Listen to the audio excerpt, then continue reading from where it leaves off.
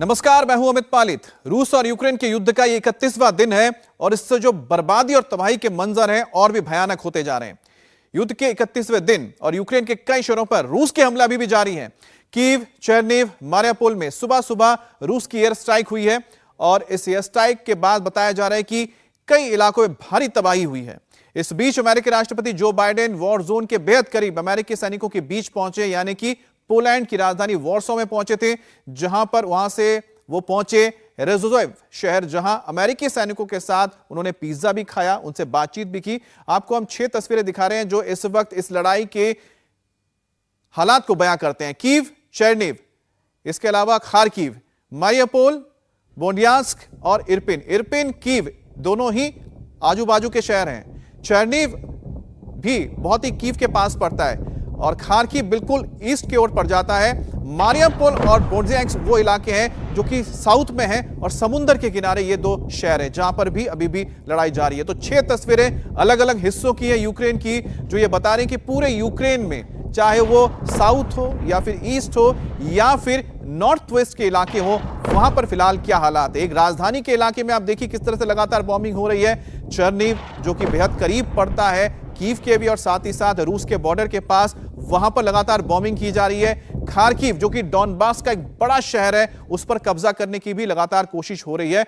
और जिस इलाके के बेहद करीब है वो है लुहांस्क, उस पर करीब करीब 90% रूस का कब्जा हो चुका है।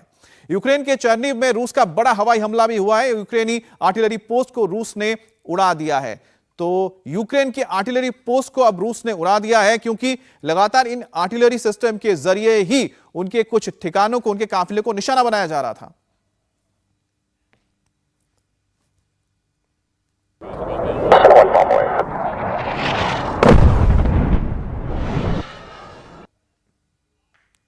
तो इस वक्त जो आपने तस्वीर देखी है, ड्रोन से हमला हुआ है। ड्रोन से पूरी नजर रखी गई किस तरह से इस इलाके में कहां पर आर्टिलरी गन पोजीशन है और उसको मिसाइल के जरिए उड़ा दिया गया। कीव के पास रूस की बड़ी स्ट्राइक हुई है। रूस ने ड्रोन कैमरे की मदद से कई सारे बॉम्ब्स गिराए हैं। तो ड्रोन के जरिए आप देखिए किस तरह से बॉम्बिंग की जा रही है। इसकी तस्वीर हम आपको दिखाने जा रहे हैं।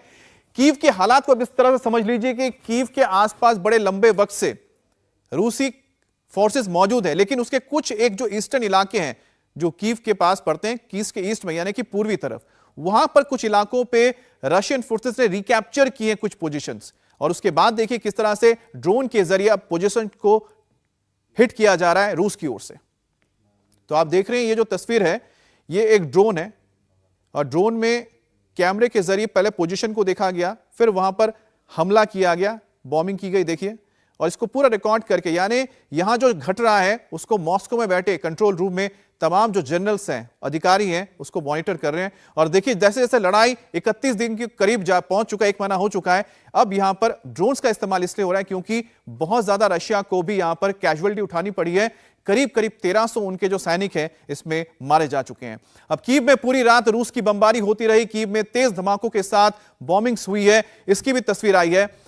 कीव पर कब्जे को जो लेकर लड़ाई है वो पिछले 30 दिन से हम कह सकते हैं लगातार जारी है, लेकिन उसमें भी पिछले 20 दिन अहम रहे हैं और 20 दिन से लगातार जो बॉम्बिंग हुई है उसकी एक और तस्वीर।